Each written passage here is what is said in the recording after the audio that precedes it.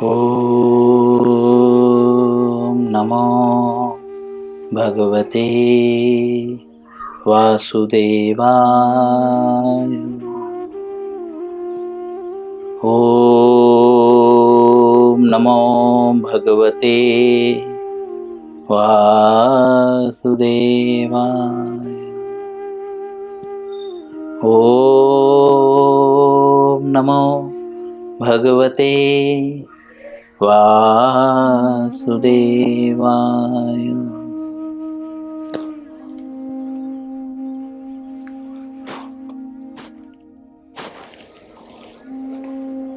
हरे कृष्णा।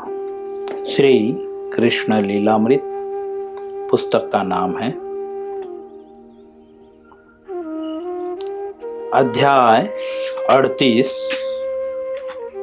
अध्याय का नाम है अक्रूर जी का वृंदावन में आगमन।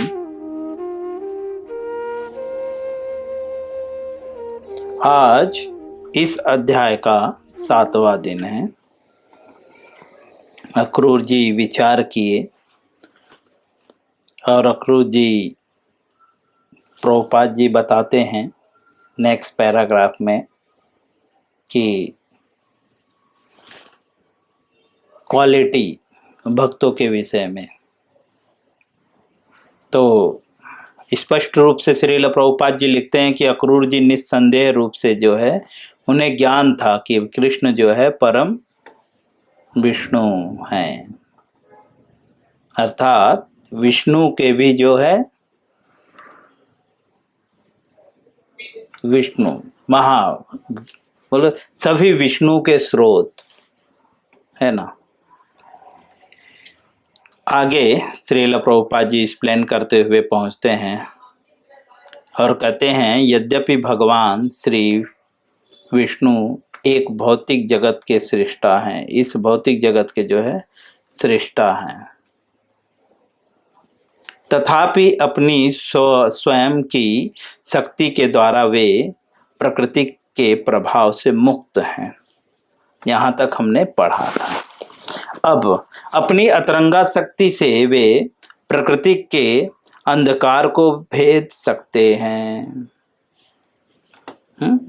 इसे भी हमने पढ़ा था और अच्छे से एक्सप्लेन भी हुआ है यह। अब आगे बोलते हैं, आदि विष्णु श्री कृष्ण ने उसी प्रकार से अपनी अतरंगा शक्ति के विस्तार से वृंदावन निवासियों की सृष्टि की। ब्रह्म संहिता में यह भी पुष्टि की गई है कि श्री कृष्ण का धाम एवं विशेषता उनकी अतरंगा शक्ति के विस्तार है। प्रभुपाद जी कहते हैं कि ब्रह्म संहिता में जो है इसकी पुष्टि हुई है। किसकी पुष्टि हुई है? कि श्री कृष्ण उसी प्रकार से अपनी अतरंगा शक्ति का विस्तार, अपने अतरंगा शक्ति के विस्तार से वृंदावन के निवासियों की सृष्टि की है। अर्थात वृंदावनवासी जो है यह अतरंगा शक्ति के विस्तार हैं। भगवान की 2 प्रकार की शक्तियां हैं, हम भली भांति जानते हैं, अतरंगा शक्ति और बहिरंगा शक्ति। तो जो वृंदावन निवासी हैं वे अतरंगा शक्ति के विस्तार हैं। अतरंगा शक्ति के विषय में हम कल बहुत अच्छे से समझ चुके हैं। अब आगे श्रील प्रभुपाद जी और कहते हैं कि वही अतरंगा शक्ति जो वे गोकुल वृंदावन में प्रदर्शित करते हैं। कौन सी शक्ति? जिससे उन्होंने, जो भगवान की अतरंगा शक्ति है, जिसके द्वारा जो है वृंदावन निवासियों की सृष्टि हुई है, जिसकी पुष्टि ब्रह्म संहिता में की गई है कि भगवत धाम एवं विशेषता उनकी अतरंगा शक्ति विस्तार है। भगवत धाम और जो विशेषता है भगवत धाम की, यह किसके द्वारा विस्तार है? अतरंगा शक्ति के द्वारा। यह ब्रह्म संहिता में पुष्टि हुई है। और वही अतरंगा शक्ति जो है, जो भगवान के धाम, कृष्ण का जो धाम है और उसकी विशेषता की जो है विस्तार करती है, वही अतरंगा शक्ति जो है गोकुल वृंदावन में प्रदर्शित करते हैं। अर्थात गोलोक में जो शक्ति है वही वृंदावन गोकुल की भी वही स्थिति है। मतलब दोनों ही दिव्य हैं, इसको मटेरियल नहीं कहा जा सकता।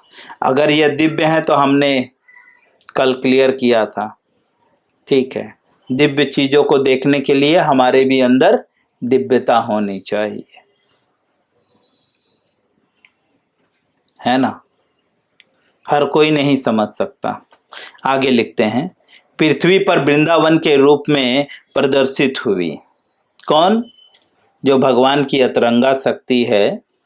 जिस तरह से उन्होंने भगवत धाम का विस्तार किया और उसकी विशेषताओं की विस्तार की, वही जो है गोकुल वृंदावन को भी अपनी शक्ति प्रदर्शित करती है और इस पृथ्वी पर वृंदावन के रूप में प्रदर्शित हुई।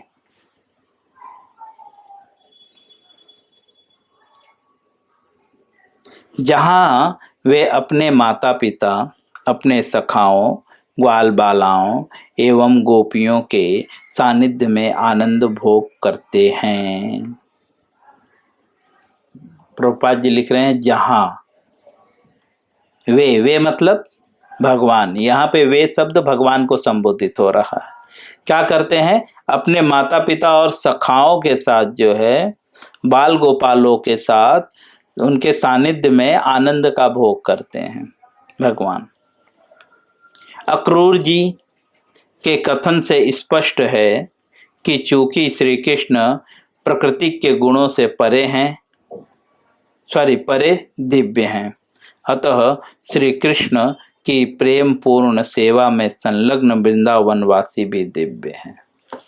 प्रभुपाद जी क्लियर करते हैं कि अक्रूर जी के कथन से स्पष्ट होता है, मतलब अक्रूर जी इस तरह से जो बता रहे हैं तो ऐसा प्रतीत हो रहा है कि जो वृंदावनवासी हैं वे दिव्य हैं।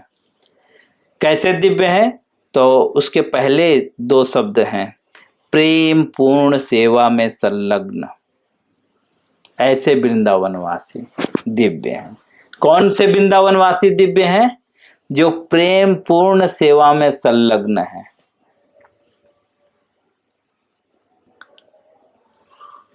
जब भी प्रेम शब्द की जो है व्याख्या होती है तो यह आप ध्यान रखिए, जब आप किसी से प्रेम करते हैं तो कोई उम्मीद नहीं रहती है ना। और जो व्यक्ति जिससे प्रेम करता है उसको वह पूर्ण रूप से समर्पित होता है, तन मन धन से।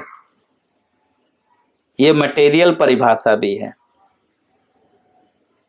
समझे।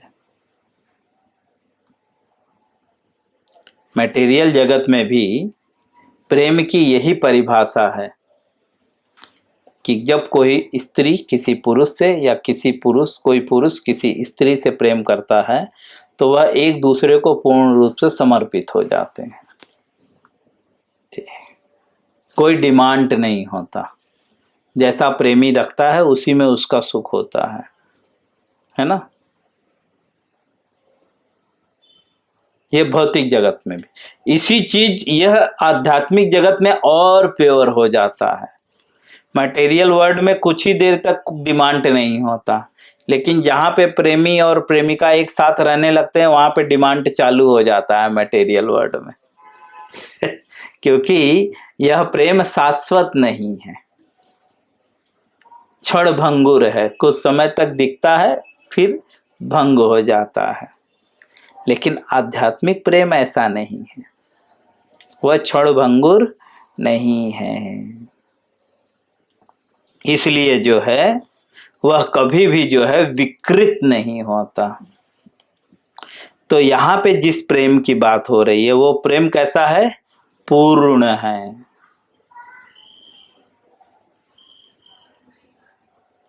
उसमें कोई भी डिफेक्ट नहीं है। उसमें विकृति नहीं आती। तो ऐसे प्रेम पूर्ण सेवा में संलग्न वृंदावनवासी जो है भी दिव्य है। हर वृंदावनवासी दिव्य नहीं है। आजकल जो है हर सब अपने को वृंदावनवासी मानने लगे हैं और जो है दिव्य मानने लगे हैं। एक कल मुझे एक वृंदावनवासी मिल गया मुझे बोला, वैसे ही मैं तो मौके की तलाश में रहता हूँ, कभी कभी मूड फ्रेश हो जाता है मेरा भी। तो वो वृंदावनवासी मिल गया और आते ही बोला हरे कृष्णा महाराज जी। मैं बोला हरे कृष्णा। बोले हम वृंदावनवासी हैं। बोला आइए बैठिए प्रभु, सेवा करेंगे आपकी। बैठे, बताने लगे हम जो है जल्दी वृंदावन छोड़ के नहीं निकलते। वृंदावन में हमारा यहाँ पे शॉप है, आइएगा। मैं ज़्यादा शॉप का नाम वगैरह नहीं पूछा। मैंने बोला वो अच्छी बात है। बोले कितना कमा लेते हैं? बोले प्रभु जी क्या कमाना, क्या भगवान की कृपा से 2-3 बीघा जमीन तो हम हमारे ही नाम लिखा लिए, इतना कमीन वृंदावन में। हम बोले ठीक है।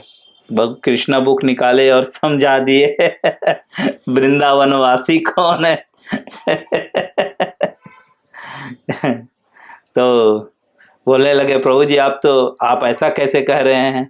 मैं बोला मैं नहीं कह रहा हूँ, प्रभुपाद जी कह रहे हैं तो चुप हो गया, फिर बोलना बंद कर दिया।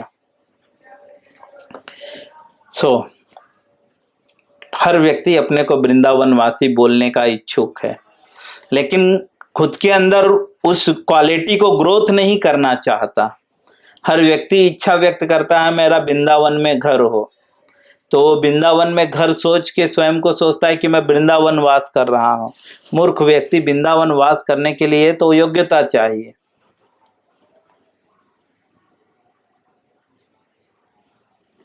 वृंदावन वास करने के लिए जो है योग्यता जो है ब्रह्मा जी बता चुके हैं कि वृंदावनवासी कौन है।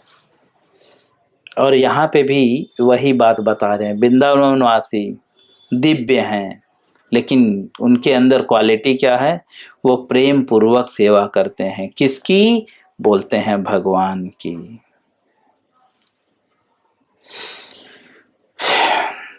अक्रूर जी, आगे हम पढ़ेंगे। अक्रूर जी ने श्री भगवान की दिव्य लीलाओं की आवश्यकता के विषय पर भी विचार किया।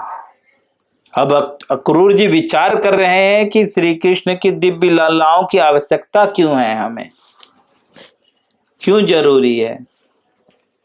बोलते हैं उन्होंने विचार किया कि श्री कृष्ण के दिव्य कार्यकलाप, निर्देश, गुण एवं लीलाएं समस्त जन साधारण के सौभाग्य के लिए है। ये अक्रूर जी विचार कर रहे हैं कि भगवान की लीलाएं क्यों हमारे लिए आवश्यक है। यह अक्रूर जी वृंदावन जाने से पहले सोच रहे हैं, अभी वृंदावन पहुंचे नहीं है, रास्ते में है, ऑन द वे। और अक्रूर जी सोच रहे हैं।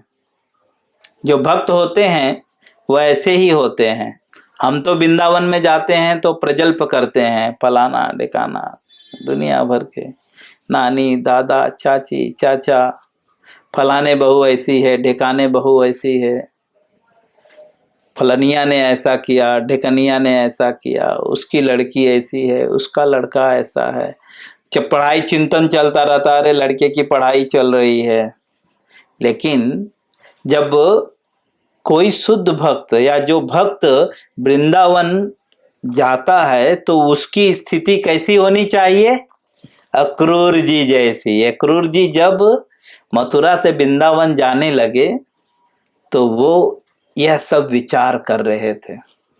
तो हमें भी सीखना है, जब भी हम कहीं धामों में ट्रेवलिंग करें तो हमारी चेतना कैसी होनी चाहिए। तो अक्रूर जी द्वारा जो है वे अपने आदर्श से प्रस्तुत कर रहे हैं कि हमारी चेतना कैसी होनी चाहिए।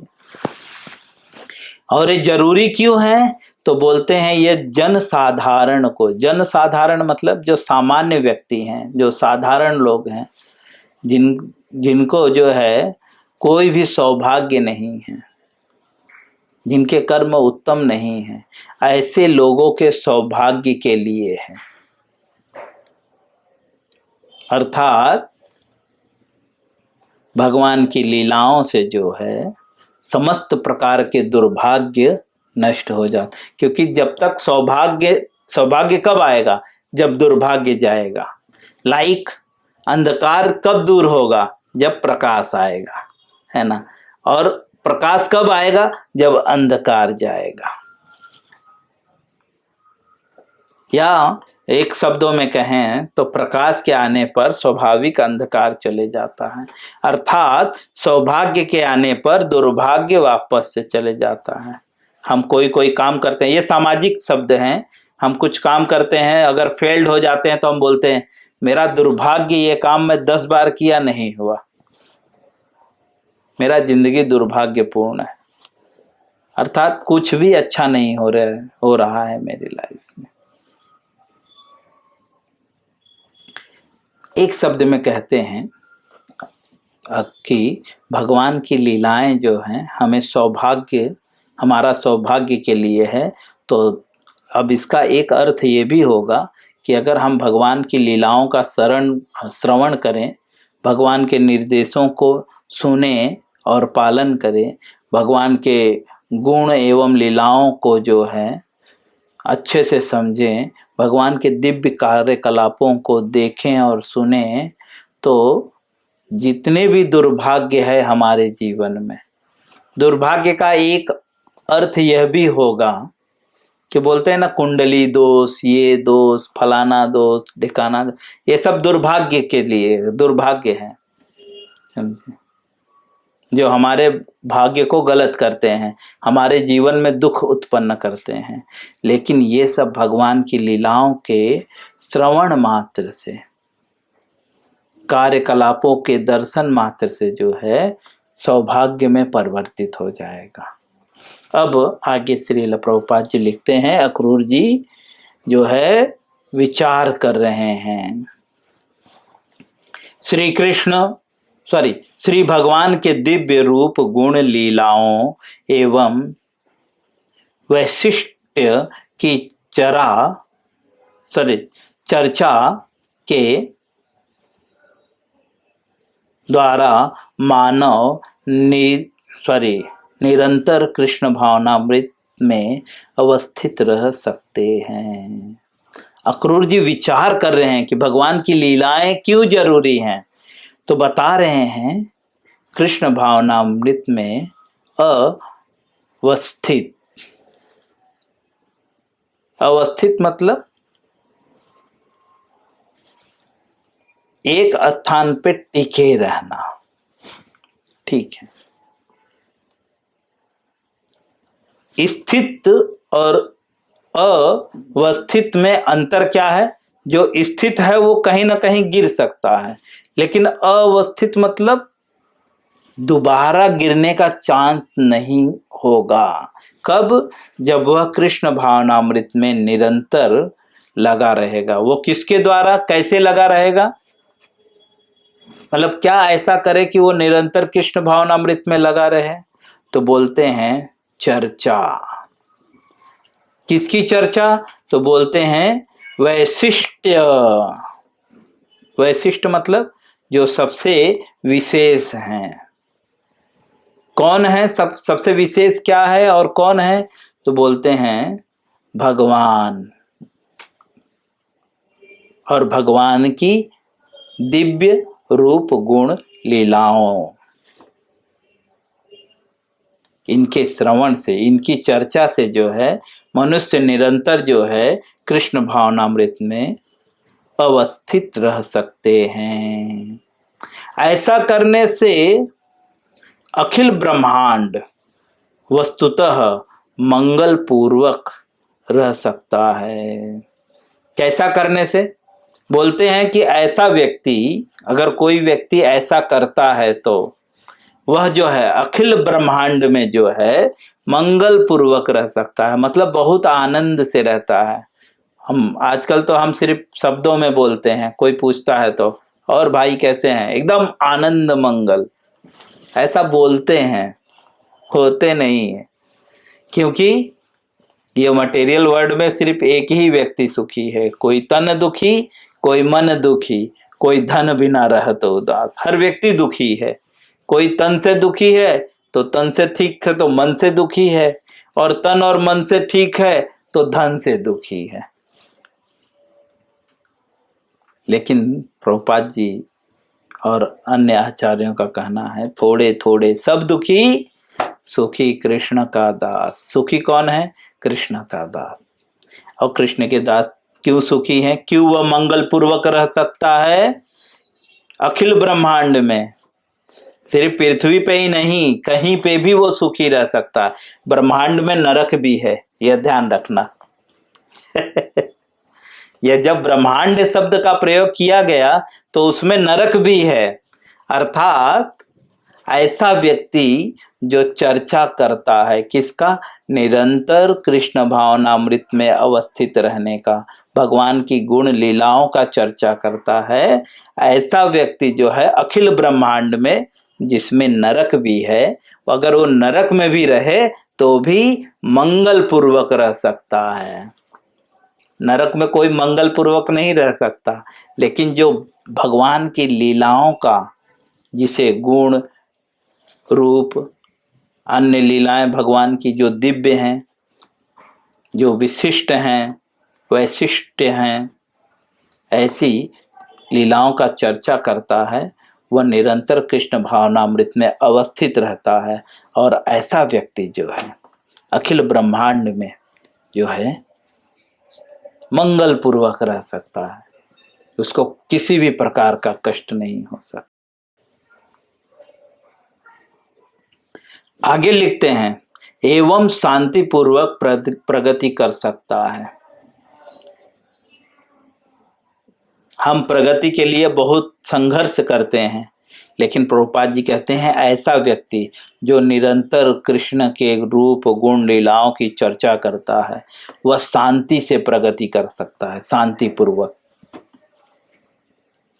किंतु कृष्ण भावनामृत के अभाव में